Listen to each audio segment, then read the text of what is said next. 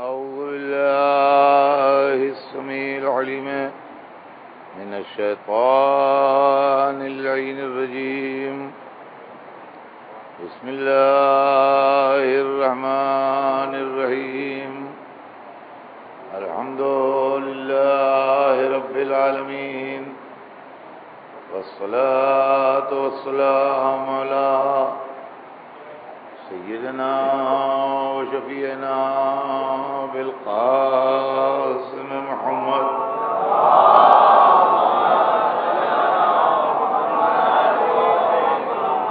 وآله الطيبين الطاهرين المعصومين، ولعنة الله على أعدائهم أجمعين من يومنا هذا إلى يوم الدين.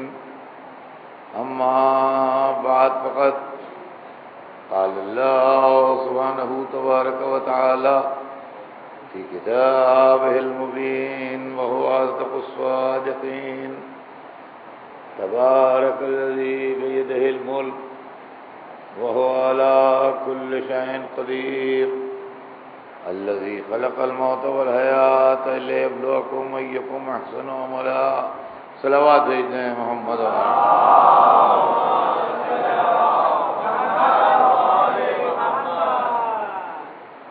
ارشاد پروردگار عالم ہے کہ برکت والا ہے وہ اللہ جس کے قبضے میں ملک ہے، اور وہ ہر شے پر قادر ہے. وہ اللہ جس نے موت اور زندگی کو خلق کیا تاکہ تمہیں آزمائے کہ تم میں بہترین عمل کون کرتا ہے. میں نے جو گفتگو کل آپ کے سامنے شروع کی، اس میں یہ بات کہی کہ اس سال کا میرا سبجیکٹ یہ ہے کہ ملک اللہ کا ہے کہ ملک ہمارا ہے. مالک الملک کون ہے؟ ملک ہماری ملکیت ہے کہ ملک اللہ کی ملکیت ہے؟ قرآنی نقطہ نظر سے ملک جو ہے وہ اللہ کی ملکیت ہے، اور اسلامی نقطہ نظر سے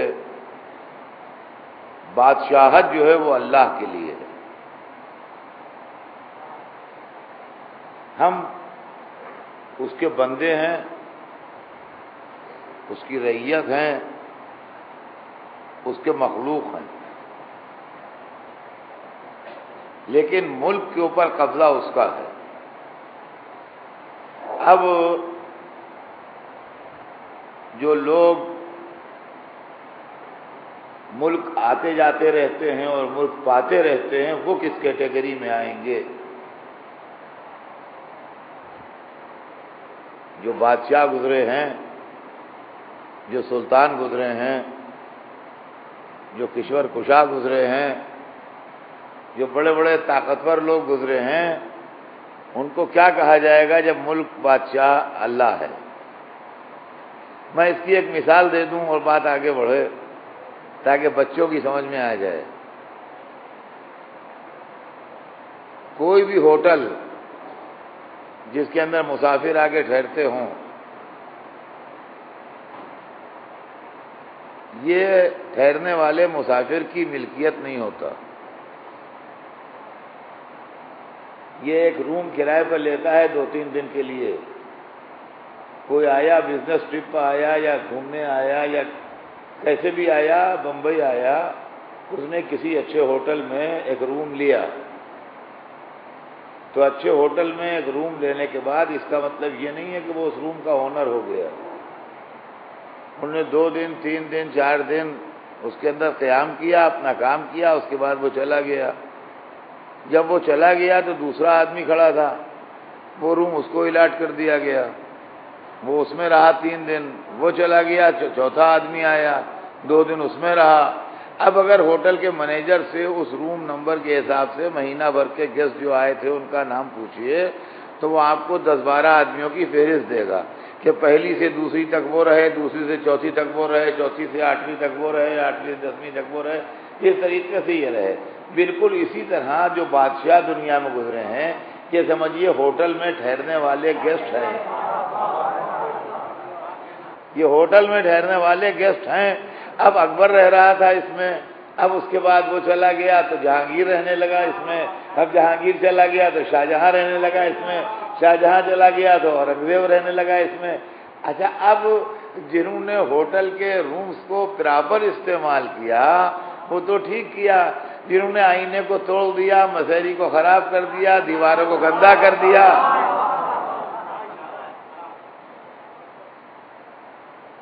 اور پھر جناب معاملہ یہ ہے کہ کسی بڑے ہوٹل میں جائیے اور ہوٹل کا کرایہ دیے بغیر نکل جائیے،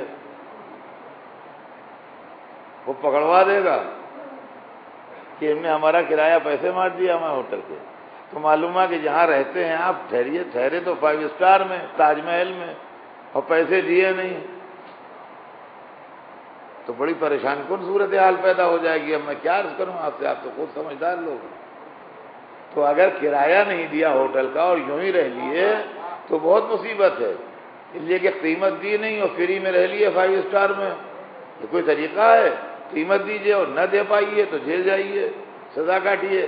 عزیزان گرامی، بے اجر رسالت دیے جو دنیا میں رہے، صلوات بھیج دیں محمد۔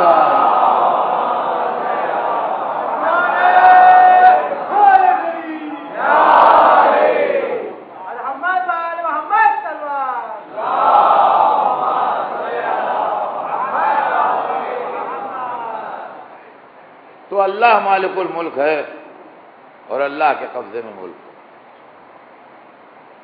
جو مالک ہوتا ہے، دیکھیے میں بالکل سمپل الفاظ میں چاہتا ہوں کہ جو میرا دماغ میں ہے وہ میرے بچوں کے دماغوں میں بیٹھ جائے، اور اس کو جتنا ایزی کر سکتا ہوں میں اتنا ایزی کر کے پڑھتا ہوں کہ جو مینجمنٹ ہوتا ہے، جس کا قبضہ ہوتا ہے، جس کی ملکیت ہوتی ہے، سارے اپائنٹمنٹس اسی کے اختیار میں ہوتے ہیں۔ یہ مسجد ہے، اللہ کا گھر ہے، اس میں بھی ایک مینجمنٹ ہے۔ تو مسجد کے اندر جو بھی انتظام ہوگا،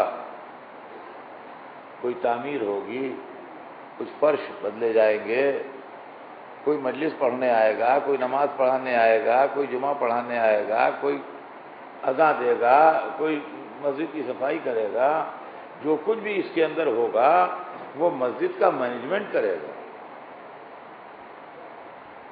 جتنے یہ بیٹھے ہوئے ہیں یہ سب مینجمنٹ کے ممبر نہیں ہیں۔ آپ اس لیے ہیں کہ آن کے نماز پڑھیے، عبادت کیجیے، عبادت کرنے کے لیے آپ کے مسجد کے دروازے ہر وقت کھلے ہیں، نماز پڑھنے کے لیے مسجد کے دروازے کھلے ہیں، قرآن شریف کی تلاوت کیجیے آپ بیٹھ کے، مسجد دروازے کھلے ہیں، لیکن آپ مینجمنٹ میں دخل نہیں دے سکتے ہیں۔ فرمایا آپ نے، یہ تو بالکل سمپل بات ہے، ہر ایک کی سمجھ میں آتی ہے۔ اسی طریقے سے اسلام میں اللہ کا مینجمنٹ ہے، تو آپ مسلمان ہوئیے، کلمہ پڑھیے، مگر اسلامی مینجمنٹ میں تو دخل نہ دیجیے۔ صلوات بھیجیں محمد۔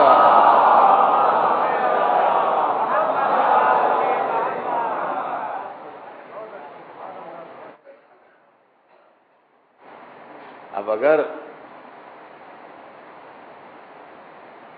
لوگ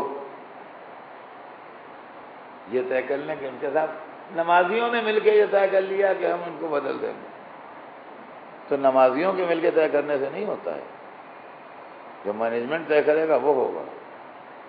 تو اس کائنات کا مینجمنٹ کس کے ہاتھ میں ہے؟ اللہ کے ہاتھ میں۔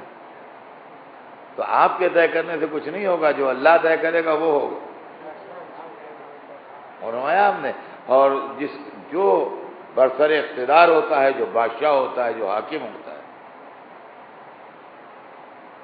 اسی کا ریپرزنٹیٹو آتا ہے حکومت کرنے کے لیے۔ ہندوستان میں جب تک انگریزوں کی حکومت رہی، لگ بھگ 90 برس، اس 90 سال میں ہندوستان میں انگلینڈ سے وائسرائے آیا، ہندوستانی نہیں چنتے تھے وائسرائے، اس لیے کہ حکومت اس وقت یہاں پر انگریزوں کی تھی، اقتدار انگریزوں کا تھا، لہذا ہندوستان کی زمین پر حکومت کرنے کے لیے، رول کرنے کے لیے وائسرائے جو تھا وہ بھیجا جاتا تھا انگلینڈ سے، اور وائسرائے آن کے یہاں حکومت کرتا تھا بیٹھ کے، جس کا جو چاہے وہ تاریخ میں پڑھ لے، اور آپ لوگوں کو بہتر مجھ سے معلوم کہ وائسرائے آن کی حکومت کرتا تھا۔ ویسے ہی اللہ نے جب اس دنیا میں اپنی حکومت قائم کی تو کہا انی جاعل فی الارض خلیفہ، میں زمین پر اپنا خلیفہ بناؤں گا، سمجھے آپ؟ میں زمین پر اپنا خلیفہ بناؤں گا، خلیفہ مقرر کروں۔ خلیفہ کیا ہے؟ نائب، وہی وائسرائے والی بات ہے، قرآن مجید میں ہے کہ انی قال ربک للملائکۃ انی جاعل فی الارض خلیفہ۔ میرے حبیب یاد کیجئے اس وقت کو جب اللہ نے ملائکہ سے یہ کہا کہ میں زمین پر اپنا خلیفہ بناؤں گا۔ اور اب یہاں سے ایک مسئلہ اور بھی واضح ہو گیا، عالم اسلام میں بہت سی چیزیں ایسی داخل ہو گئی ہیں کہ جو صحیح نہیں ہیں، اور وہ مولویوں کی جہالت سے دامن اہل بیت چھوڑنے کے نتیجے میں داخل ہوئی۔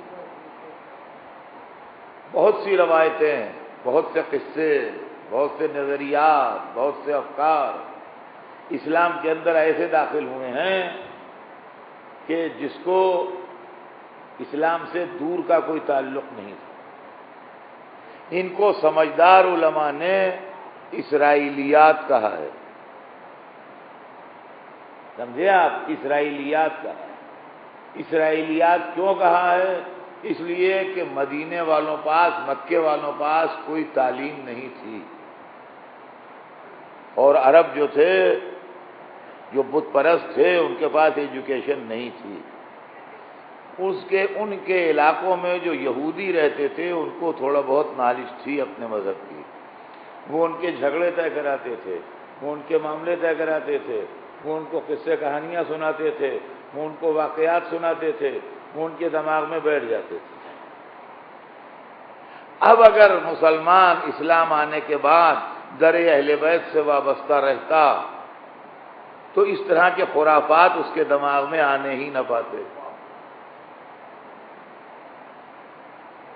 ہر 27ویں رجب کو میں چیلنج دیتا ہوں،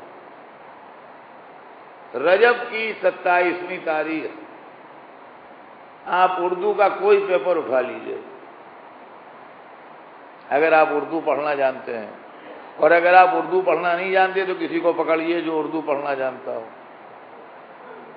اس کے اندر آپ کو ایک مضمون ملے گا معراج کے متعلق،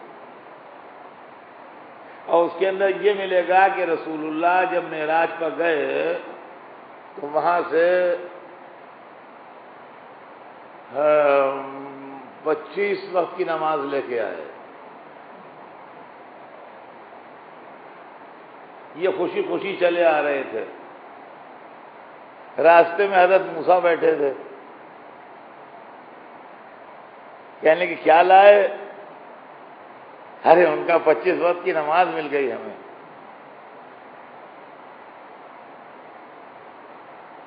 ان کا ارے غضب کر دیا تم نے، قبول کر لی؟ تمہاری قوم نہیں پڑھ پائے گی 25 وقت، جاؤ واپس جاؤ، اللہ سے کہو کم کرے۔ یہ گئے بیچارے، کہنے کہ معبود کم کر دے، اس نے 5 کم کر دے۔ پھر آئے، کہنے کیا ہوا؟ کہا 5 کم ہو گئی۔ کہا رہے یہ بھی نہیں پڑھ پائیں گے، اور کم کراؤ۔ پھر گئے، پھر اس سے کہا، اس نے 5 اور کم کر دی، 15 وقت کی رہ گئی۔ پھر آئے، کہنے کہ 15 وقت کے، کہنے کہ ہم یہ بھی نہیں پڑھ پائیں گے بھائی، تم جاؤ، پھر جاؤ۔ پھر گئے، کہا معبود تھوڑی سی اور کم کر دو، نے 5 وقت کی اور کم کر دی، 10 وقت کی رہ گئی۔ پھر آئے، کہنے لگے اب کیا ہوا؟ کہنے لگے 10 وقت کی ہے۔ کہنے لگے یہ بھی نہیں پڑھیں گے، اور کم کراؤ۔ پھر گئے، کہا معبود تھوڑی اور کم کر دے، انہوں نے 5 وقت کی اور کم کر دی۔ اب کتنی رہ گئی؟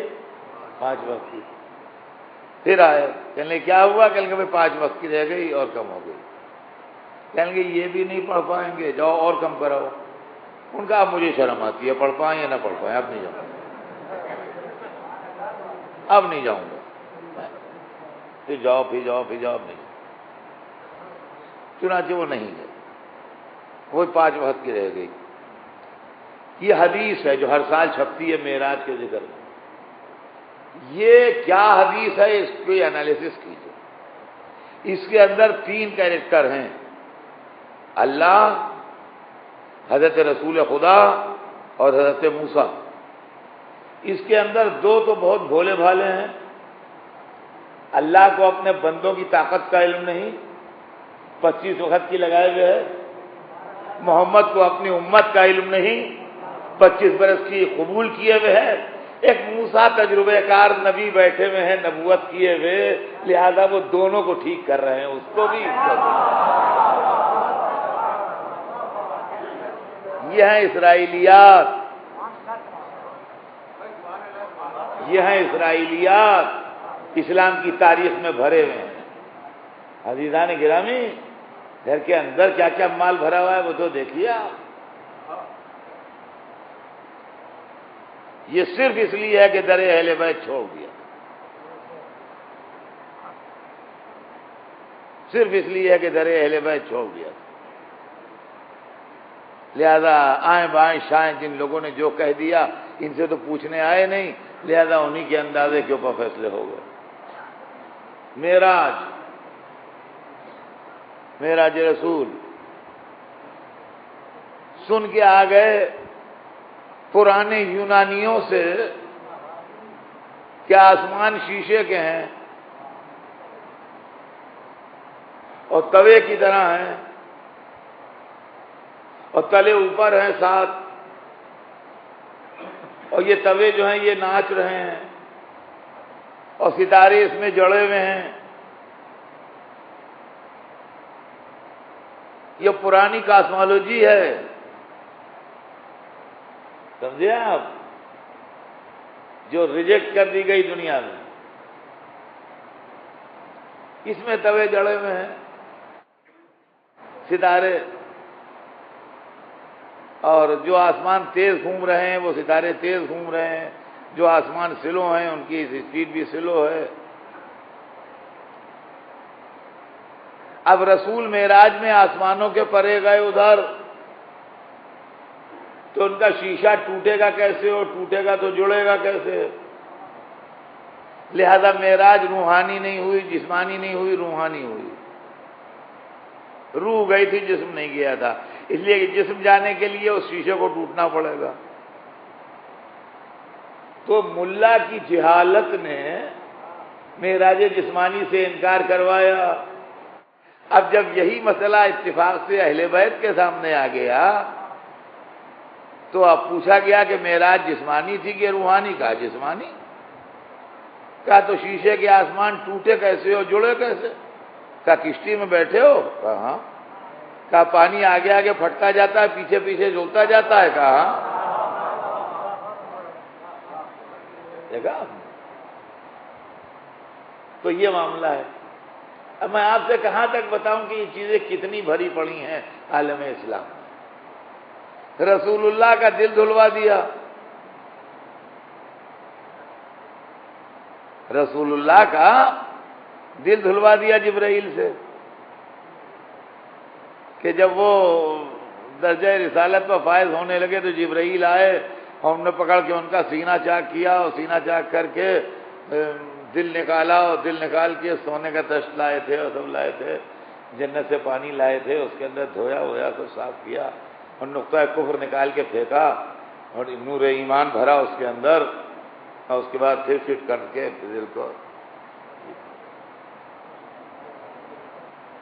اور بڑی بڑی معتبر کتابیں جو قرآن مجید کے بعد مرتبہ رکھتی ہیں،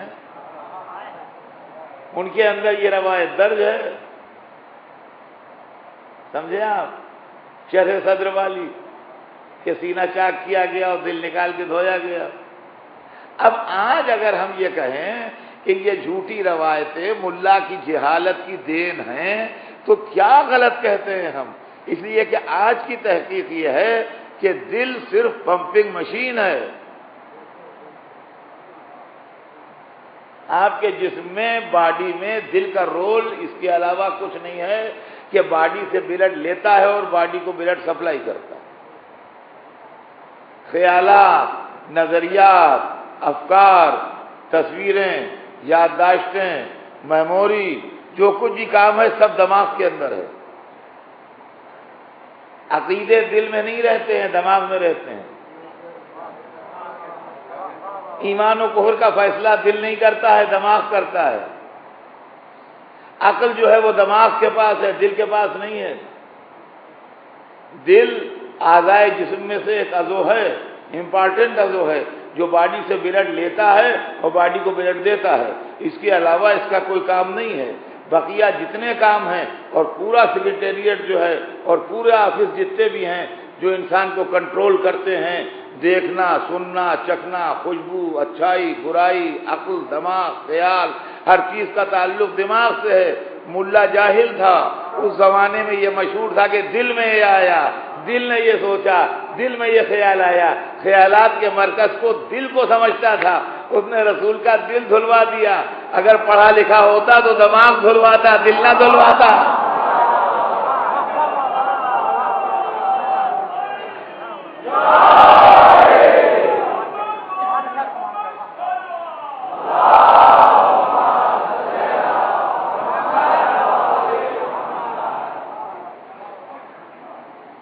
سمجھے میاں؟ یہ سب کیا تماشے ہیں عالم اسلام میں؟ ڈاڑیوں کو ہاتھ پھیر پھیر کے غلط روایتیں بیان کر رہے ہیں. تو جناب آدم کی بات ہو رہی تھی، بات کدھر سے کدھر گھوم گئی کہ حضرت آدم کے لیے ایک بڑی غلط لفظ. ہمارے دادا تھے بھائی، ہمیں حق حاصل ہے کہ ہم ان کی حمایت کریں. یعنی جنت سے نکالے گئے، جنت سے نکالے گئے. یہ بڑی زبردستی کی بات ہے کہ جنت سے نکالے گئے. شعر بھی کہہ دیا گیا کہ نکلنا خلد کا آدم کا خلد سے، نکلنا خلد سے آدم کا سنتے آئے تھے، لیکن ہاں یہ ہے تو یہ ہے نکالے گئے کچھ بھی نہیں گئے. ہم یہ کہتے ہیں کہ آپ کی ایک فیکٹری کلکتے میں ہے اور آپ نے ایک آدمی کے لیے اعلان کیا کہ ہم اس کو اس فیکٹری کا جنرل مینیجر بنا کے کلکتے بھیجیں گے، اور تھوڑے دنوں بعد آپ نے اس کو کلکتے بھیج دیا تو بمبئی سے نکالا گیا. وہ سوال یہ ہے کہ بمبئی سے نکالا گیا، کیا یہ بات صحیح ہے کہ آیا وہ نکال دیے گئے بمبئی سے اور وہ کلکتے میں پڑے ہیں؟ ہم یہ تو پہلے ہی اونر نے اعلان کیا تھا کہ ہم ان کو جنرل مینیجر بنا کے کلکتے بھیج رہے ہیں. تو اپنی ڈیوٹی پہ گئے ہیں کہ نکالے گئے ہیں؟ ڈیوٹی جوائن کی ہے وہاں جا کے انہوں نے کہ نکالے گئے ہیں؟ اللہ نے آدم کی خلقت سے پہلے ہی کہا تھا انی جاعل فی الارض خلیفہ، میں زمین پر خلیفہ بنا کے بھیجنے والا ہوں. تو آدم خلیفہ ہی کے اسٹیٹس سے تو آئے تھے، تو نکالے کہاں گئے؟ صلوات بھیجنے ہیں محمد وآلہ.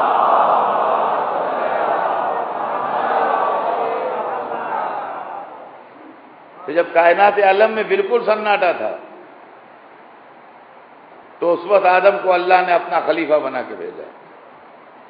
اس لیے کہ جس کا ملک ہوتا ہے، جس کا اقتدار ہوتا ہے، اسی کا آدمی حکومت کرنے کا حقدار ہے، اور وہی آتا ہے حکومت کرنے کے لیے. تو آدم کا پیکر بنا اور وہیں پہ جھگڑا بھی ہو گیا. معلوم ہوا یہ لفظ خلیفہ روز اول سے جھگڑے کا ہی ہے کچھ.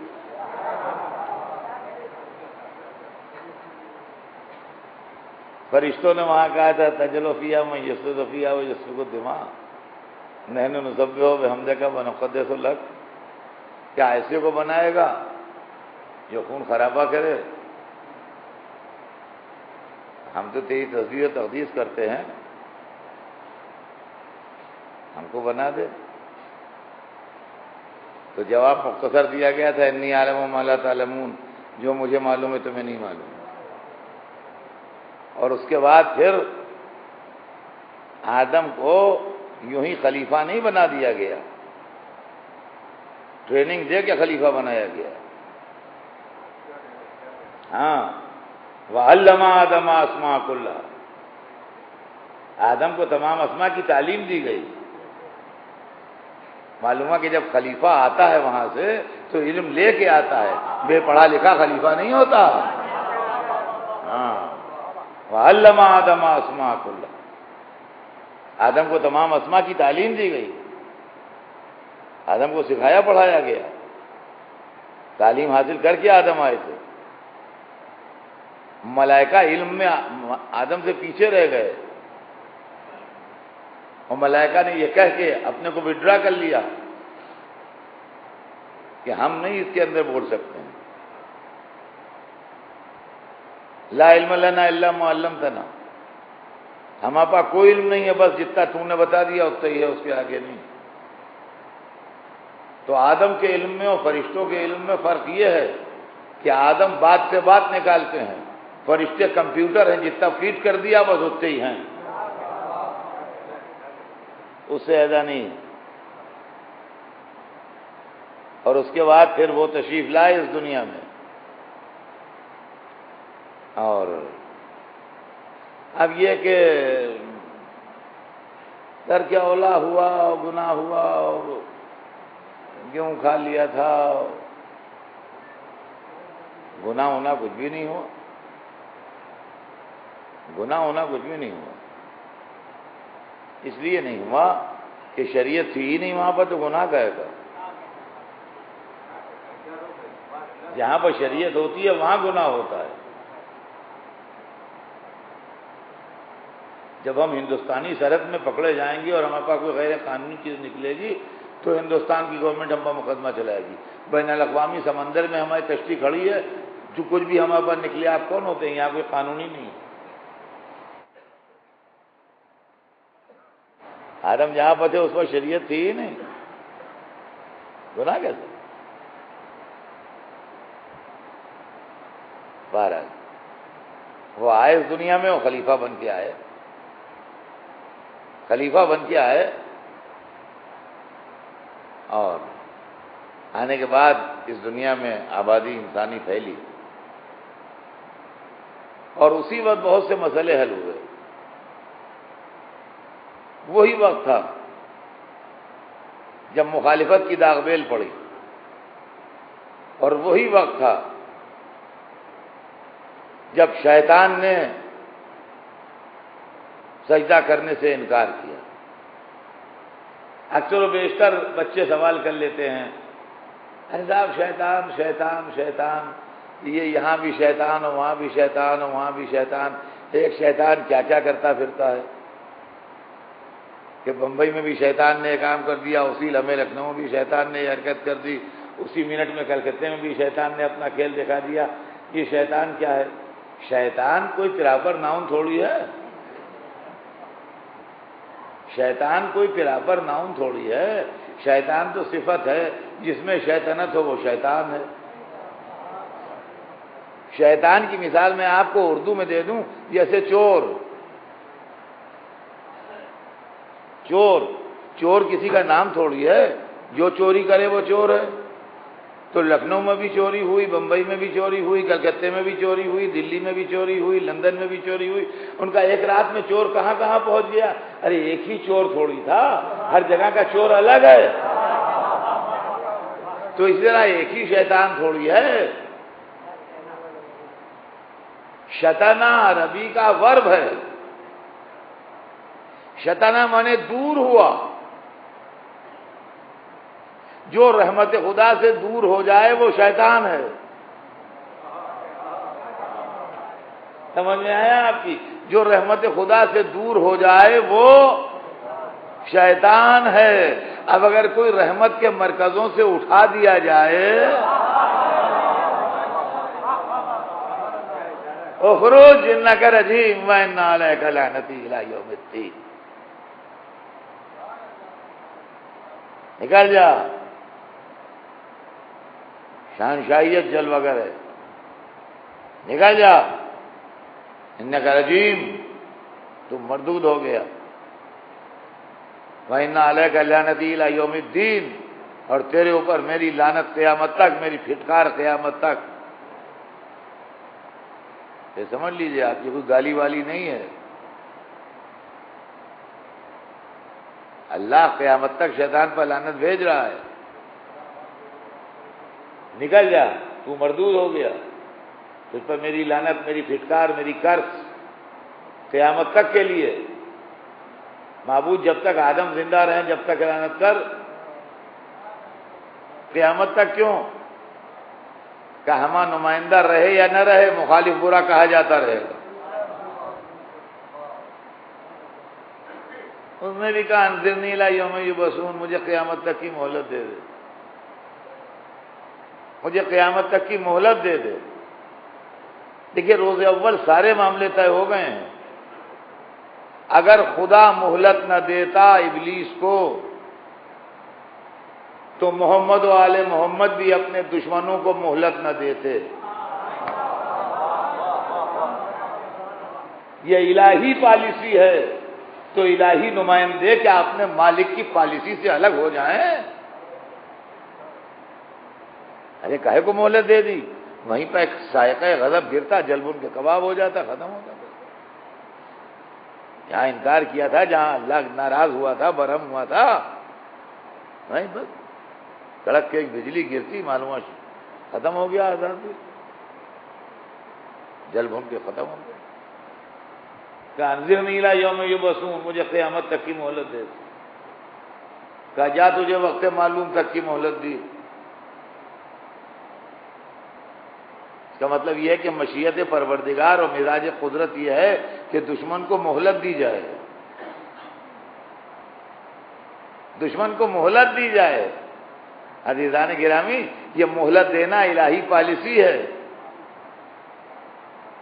اب جو لوگ کہتے ہیں ارے صاحب ایک طرف تو آپ کہتے ہیں علی شیر خدا تھے اور دوسری طرف خاموش گھر کا دروازہ بند کر کے بیٹھ گئے، تو کیسے بیٹھ گئے؟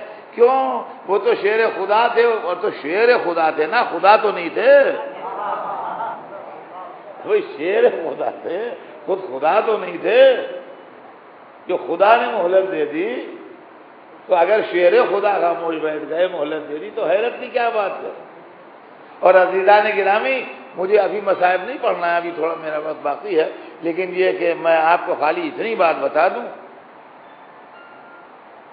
کہ یہ چیز کہ جو اللہ نے مہلت دی ہے صبح قیامت تک کی، اس چیز کو ہم نے جس جگہ پر دیکھا ہے، خدا یہ قدم تاریخ کے آئینے میں روح وش کرنے لگے. وہ جواب دیا شہزادی زینب نے جب دربار یزید میں یزید اللعین نے اپنے اقتدار کی طرف اشارہ کر کے کہا کہ یہی وہ حکومت تھی جس کے لیے تمہارے بھائی نے مجھ سے جھگڑا کیا، دیکھو خدا نے حکومت مجھے دی.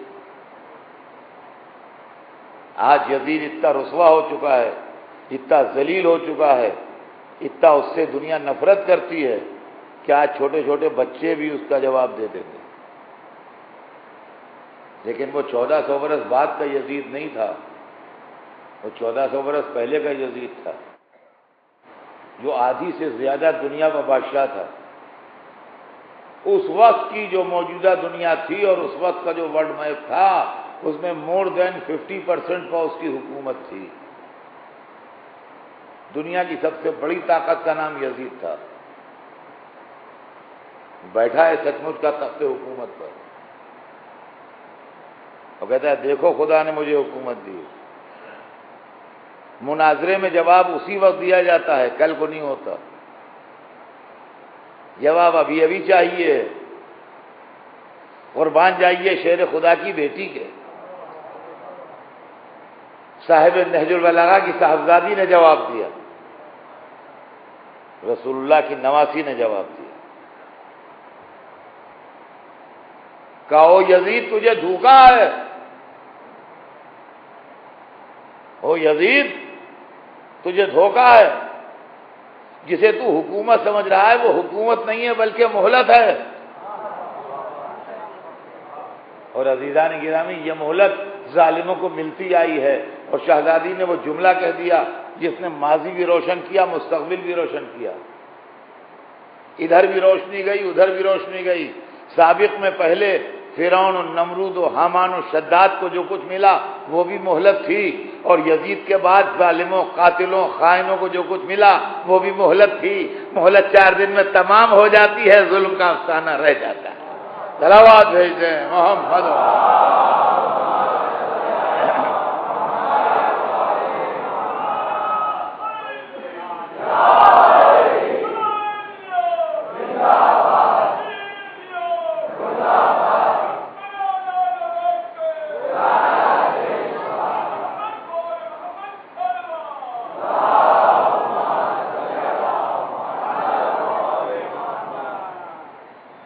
عزیزان محترم، آدم کو اللہ نے خلیفہ بنا کے بھیجا، اور آدم نے آن کے اس دنیا میں انسانیت کی کاشت کی۔ ہم سب آدم کی اولاد ہیں، ہم سب اولاد آدم ہیں، اسی لیے ہم بنی آدم کہلاتے ہیں۔ بنی آدم مانے آدم کے بیٹے، آدم کی اولاد۔ لیکن کچھ لوگ وہ تھے اللہ کے نمائندے جو آدم سے بھی پہلے تھے، جنہوں نے کہا کنت نبیًا وآدم بین الماء والطین، میں نبی تھا اور آدم پانی و مٹی میں تھے۔ میں نبی تھا، ہائے ہائے عجب جملہ ہے، خدا کی قسم۔ میں تھا اور آدم پانی مٹی میں تھے، یہ نہیں، میں نبی تھا اور آدم پانی و مٹی میں تھے، یعنی آدم بنے نہیں تھے اور میں نبی تھا۔ نبی عہدہ ہے، نبوت عہدہ ہے، عہدہ پیدا ہوتے ہی نہیں مل جاتا ہے، تعلیم ہوتی ہے، تربیت ہوتی ہے، امتحان ہوتا ہے، آدمی مرحلوں سے گزرتا ہے جب عہدہ ملتا ہے۔ میں اکثر کہتا ہوں یہ بات کہ ایک آدمی مجھ سے سال بھر چھوٹا ہے اور میں کہتا ہوں میں تھا اور یہ نہیں تھا، تو ٹھیک کہا، میں سال بھر بڑا ہوں مجھ سے۔ لیکن ایک لڑکے سے میں نے کہا میں پرنسپل تھا، اس وقت تم پیدا بھی نہیں ہوئے تھے، تو اس کا مطلب یہ مجھ سے بہت چھوٹا ہے، یہ بہت چھوٹا ہے، سال 2 برس 10 برس 20 برس کی بات نہیں ہے، بہت زیادہ چھوٹا ہے مجھ سے۔ حضور یہ نہیں کہہ رہے میں تھا اور آدم نہیں تھے، میں نبی تھا اور آدم نہیں تھے۔ تو ایک ہستی دنیا میں ایسی بھی ہے جو تھی اور آدم نہیں تھے۔ ہمارے دادا نہیں تھے، رسول اللہ تھے، عالم انوار میں تھے، موجود تھے، امتحانوں سے گزر چکے تھے، نبوت مل چکی تھی، آدم بنے نہیں تھے۔ تو آدم تو کہہ نہیں سکتے ہم محمد جیسے ہیں، آدمی کیا منہ لے کے کہے گا ہم محمد جیسے ہیں؟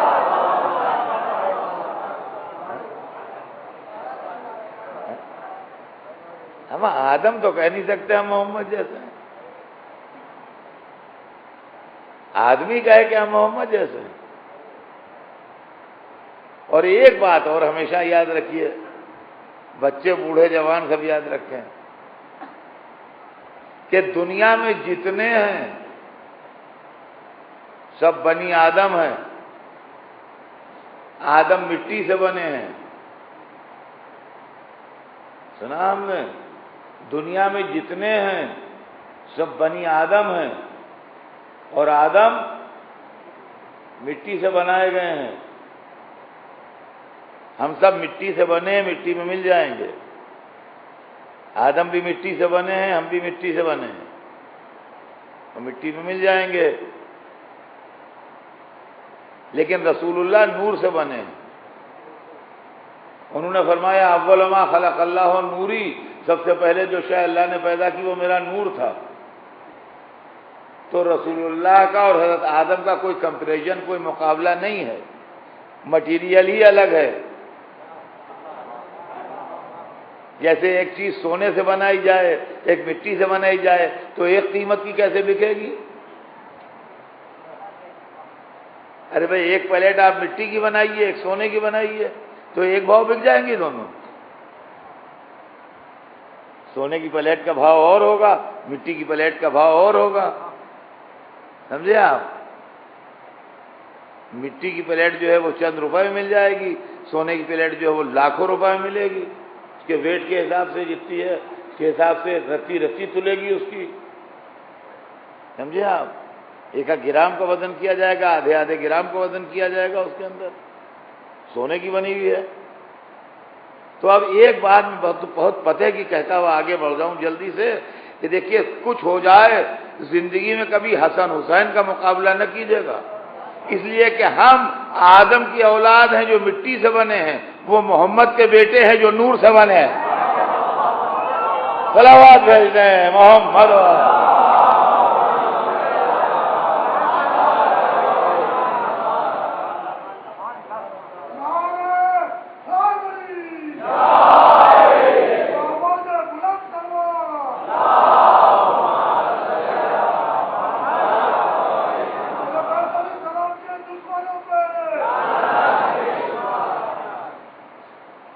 تو حضور یہ مسئلہ ہے یہاں کہ اللہ نے ان کے ذریعے سے اس کائنات کا آغاز کیا، اور اس کے بعد پھر اس دنیا میں آتے ہی یہ فیصلہ ہو گیا کہ فرشتوں نے اس روح کو محسوس کیا جس کو اللہ نے پیکر آدم میں ڈالا۔ وَإِذَا سَوَّيْتُهُ وَنَفَخْتُ فِيهِ مِنْ رُوحِي، یہ ہماری دنیا کے آغاز کی کہانی ہے جو قرآن نے بیان کی ہے۔ وَإِذَا سَوَّيْتُهُ وَنَفَخْتُ فِيهِ مِنْ رُوحِي فَقَعُوا لَهُ سَاجِدِينَ، جب میں اس کو درست کر لوں اور اس میں اپنی روح پھونک لوں تو تم اس کو سجدہ کرنا، اس کو سجدہ کرنا۔ جب یہ معلوم کیا گیا کہ وہ روح کیا تھی، اس لیے کہ اللہ تو خالق روح ہے، خود روح نہیں ہے، تو معلوم ہوا کہ وہ انوار محمد والے محمد تھے جو پیکر آدم میں داخل کیے گئے۔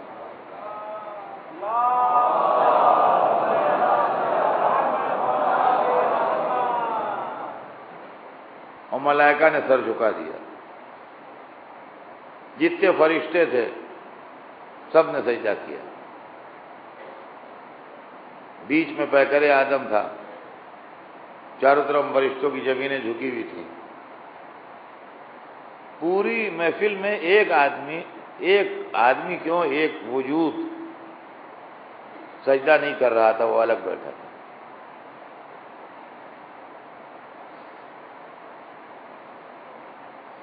ارشاد قدرت ہوا استکبرتا ام کنت من العالین۔ دیکھیے اسلام صفائی کا موقع ہر ایک کو دیتا ہے، یہاں بھی صفائی کا موقع دیا گیا۔ استکبرتا ام کنت من العالین، تو نے تکبر کیا، تو نے اپنے کو بڑا سمجھا، یا تو بڑے لوگوں میں تھا؟ فرشتوں نے تو سجدہ کر لیا، لوگ آئیں گے آدم کے بعد، یہ بڑے لوگ کون ہیں؟ استکبرتا، تو نے تکبر کیا، اپنے کو بڑا سمجھا، یا تو بڑے لوگوں میں تھا؟ معلوم ہوا کچھ بڑے لوگ تھے جن کو آدم کے سجدے کا حکم نہیں تھا، اس لیے کہ وہ بڑے لوگ تھے، وہ بڑے لوگ تھے، عالی، اسی سے علی بنا ہے۔ ہاں یہ وہی لفظ ہے، آج تک برتا تو نے تکبر کیا، ہم کنت من العالین، یا تو بڑے لوگوں میں تھا، عالی لوگوں میں تھا، بلند لوگوں میں تھا۔ تو بلند لوگ تھے کچھ جو سجدہ آدم سے مستثنیٰ تھے، جن نے آدم کو سجدہ نہیں کیا۔ کیا تو نے تکبر کیا یا تو بڑے لوگوں میں تھا؟ تو ظاہر ہے بڑے لوگوں میں تو تھا نہیں یہ۔ اس کے لیے قرآن نے ایک دوسری جگہ کہا ہے انہ کان من الجن وفسق عن امر ربہ، وہ جنوں میں سے تھا، اس نے اپنے رب پروردگار کے حکم کی مخالفت کی، پروردگار کے حکم کی مخالفت کی، اس نے جنوں میں سے تھا، بڑے لوگوں میں سے نہیں تھا، بڑے لوگوں میں سے نہیں تھا، لیکن اس نے جھگڑا کیا تھا۔ میں خلقتنی من نار وخلقتہ من طین، تو نے مجھ کو آگ سے بنایا، اس کو مٹی سے بنایا۔ چلیے روز اول یہ بھی فیصلہ ہو گیا، جس نے روح کی تعظیم کی وہ ملک ہے، اور جس نے مٹیریل دیکھا وہ شیطان۔ کعبے کا طواف کرتے ہیں ہم، اگر دیکھیں پتھروں کا بنا ہوا ہے، پتھر ہم آدمی ہیں، یہ پتھر ہے، تو سمجھیے وہی انجام ہمارا ہے کہ رجیم۔ لیکن کعبے کی جو روح ہے، بیتی میرا گھر ہے، اس نسبت سے ہم سجدہ کرتے ہیں، اس نسبت سے احترام کرتے ہیں کعبے کا، اس نسبت سے بوسہ دیتے ہیں کعبے کو کہ اللہ نے فرمایا بیتی، یہ میرا گھر ہے، کسی چیز سے بنا ہو اس سے بحث نہیں، جب اللہ نے کہہ دیا میرا ہے تو ہمارے لیے احترام کے قابل ہو گیا۔ جتنے بڑے بڑے پتھر کعبے میں لگے ہیں، اگر اتنے بڑے بڑے ہیرے اللہ خلق کر دے اور ایک گھر بنا دیا جائے اور ہیروں کا، تو وہ ہمارے لیے محترم نہیں ہے۔ اس لیے کہ ہم انسان ہیں، ہیرے کی کیوں تعظیم کریں؟ وہ کالے پتھروں کا گھر ہو یا کچی مٹی کا گھر ہو، اللہ کا گھر ہے، اس لیے قابل تعظیم ہے۔ تو معلوم ہے کہ فلسفہ یہ ہے مذہب کا، یہ بچوں کے دماغ میں بیٹھ جائیں باتیں۔ فلسفہ مذہب کا یہ ہے کہ جس شے کی نسبت اللہ کی طرف ہو جائے وہ قابل احترام ہو جاتی ہے۔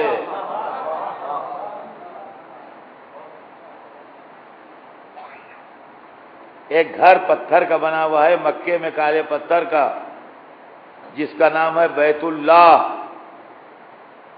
تو بیت اللہ اللہ کا گھر، تو وہ قابل احترام ہے۔ ایک کتاب ہمارے گھروں میں ملتی ہے کاغذ کے اوپر لکھی ہوئی، جس کا نام ہے کتاب اللہ، وہ ہمارے لیے قابل احترام ہے۔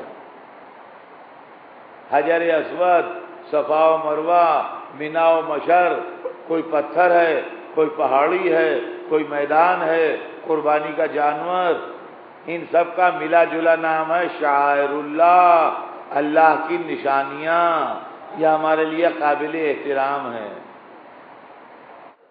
سمجھے آپ؟ ایک مہینہ آتا ہے 12 مہینوں میں، جس کا نام ہے شہر اللہ۔ شہر عربی میں مہینے کو کہتے ہیں، فارسی میں سٹی کو کہتے ہیں، عربی میں شہر مہینے کو کہتے ہیں، یہ عربی زبان کا لفظ ہے شہر۔ تو شہر اللہ، شہر اللہ مانے اللہ کا مہینہ، تو وہ ہمارے لیے قابل احترام ہوتا ہے رمضان مبارک۔ تو اگر مہینہ اللہ کی طرف منسوب ہو جائے تو قابل احترام، اس لیے کہ شہر اللہ ہے۔ اگر گھر اللہ کی طرف منسوب ہو جائے تو قابل احترام، اس لیے کہ بیت اللہ ہے۔ اگر کتاب اللہ کی طرف منسوب ہو جائے تو قابل احترام، اس لیے کہ کتاب اللہ ہے۔ اگر پتھر اور پہاڑیاں اور میدان اللہ کی طرف منسوب ہو جائیں اور جانور تو قابل احترام ہیں، اس لیے کہ شاعر اللہ ہیں۔ اب اصول سمجھ گئے نا اب اتنی مثالوں کے بعد؟ بس اسی لیے ہم رسول اللہ کا احترام کرتے ہیں کہ وہ رسول اللہ ہے، اور علی کا احترام کرتے ہیں کہ وہ ولی اللہ ہے۔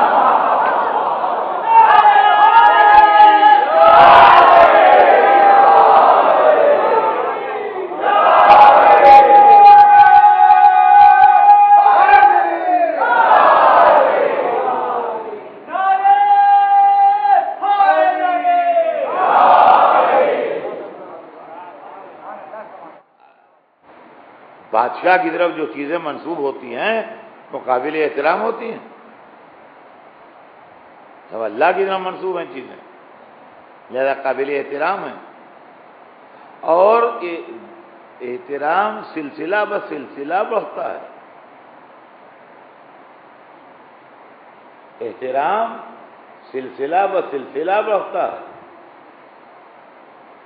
قرآن میں ہے کہ قربانی کا جانور بدنا اللہ کی نشانی، جانور اللہ کی نشانی، اور اس کے گلے میں جو قلائد پڑے ہیں رسی وہ بھی قابل احترام۔ اس کا فلسفہ سمجھیں بچے کیا ہے؟ اصل میں خدا قابل احترام ہے۔ جو لوگ کہتے ہیں میاں بس اللہ ہی اللہ، یا ہم بھی کہتے ہیں بس اللہ ہی اللہ، مگر رکتے نہیں ہیں وہاں، آگے بڑھتے۔ اصل میں خدا قابل احترام ہے۔ اسماعیل نے اپنی قربانی پیش کی اللہ کے لیے، اسماعیل قابل احترام۔ اسماعیل کے واسطے دمبا آ گیا، اپنی قربانی پیش کرتا ہوا، دمبا قابل احترام ہے۔ دمبے کی نقل میں یہ جانور آیا ہے، یہ قابل احترام ہے۔ یہ رسی اس کے گلے میں پڑی ہے، یہ رسی قابل احترام ہے۔ احترام اللہ سے چلا رسی تک آیا۔ اب سمجھے آپ فلسفہ اسلام؟ جو لوگ کہتے ہیں علم کیا ہے، تعزیہ کیا ہے، چومنا کیا ہے، احترام کیا ہے۔ اصل میں اللہ قابل احترام۔ حسین ہوئے اللہ پر قربان، حسین قابل احترام۔ حسین کربلا میں دفن ہوئے، کربلا قابل احترام۔ یہاں روضہ اس کی نقل بنا ہے، یہ قابل احترام۔ اب سمجھے آپ احترام یوں سلسلہ بہ سلسلہ چلتا ہے۔ صلوات بھیج دیں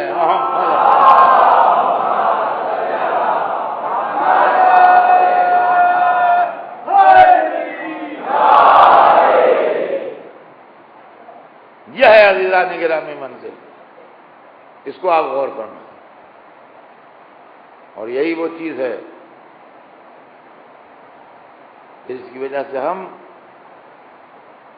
ان لوگوں کا احترام کرتے ہیں جنہوں نے اپنی جانیں راہ خدا میں قربان کر دی، اپنے گھر راہ خدا میں لٹا دیے، اپنے بچے اللہ کی راہ میں دے دیے، اور اس کے بعد پھر شان قربانی یہ ہے کہ شکر کے سجدے کر کر کے قربانیاں دی۔ دنیا میں قربانیاں تو بہتوں نے دی ہیں، اور تاریخ میں بہت سے نام بھی ہیں، مگر جس طریقے سے آل محمد نے قربانی دی، ہماری جانیں نثار ہو جائیں۔ ان قربانی دینے والوں کا سلیقہ قربانی تھا کہ جو آج تک نام زندہ ہے۔ عزیزوں، محرم شروع ہو گیا، آج دوسری رات آ گئی، حسین کا قافلہ کربلا سے قریب آ گیا ہے۔ کل حسینی قافلہ کربلا پہنچ جائے گا، کل حسینی قافلہ کربلا پہنچ جائے گا۔ اس سرزمین پر جس شان سے قربانیاں دی گئیں، ہماری زبانیں قاصر ہیں ان قربانیوں کی تعریف کرنے کے لیے۔ بنی ہاشم تو بنی ہاشم تھے، خانمادہ رسالت تو خانمادہ رسالت تھا۔ جو لوگ اس در سے وابستہ ہو گئے تھے ان کی مثال نہیں ملتی۔ اور اپنے جوان لڑکے کو لیے کھڑا، مولا اس کو اجازت دے دیجیے، اس کو اجازت دے دیجیے۔ وہب کی ماں اپنے 17 دن بیاہے سے کہہ رہی ہے دیکھو بیٹا کل قربانی آل محمد کا دن ہے، ایسا نہ ہو کہ کہیں تمہارے دل میں زندگی کی محبت جائے، حسین پہ جان قربان کر دینا۔ اور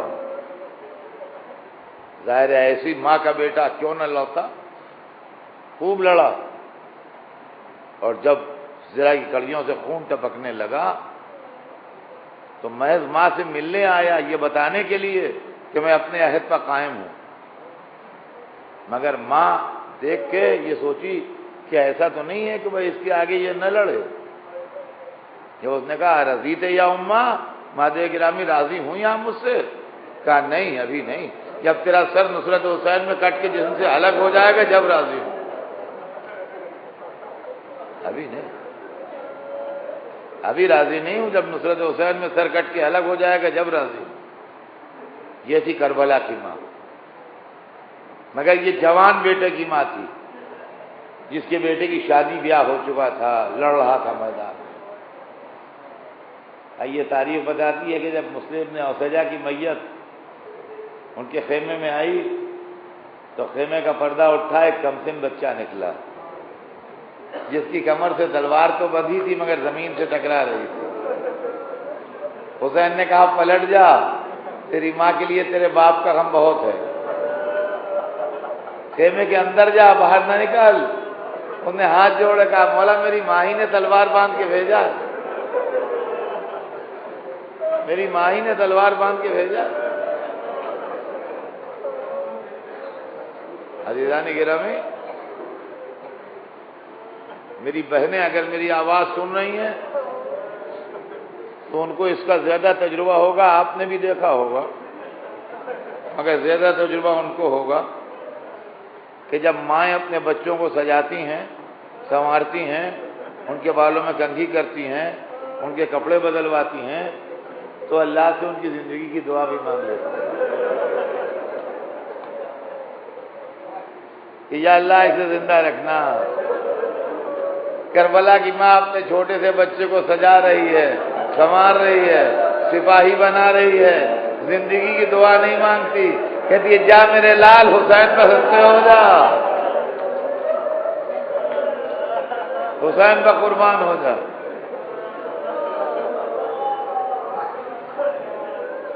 حسین نے کہا پلٹ جا، تیری ماں کے لیے تیرے باپ کا غم بہت ہے۔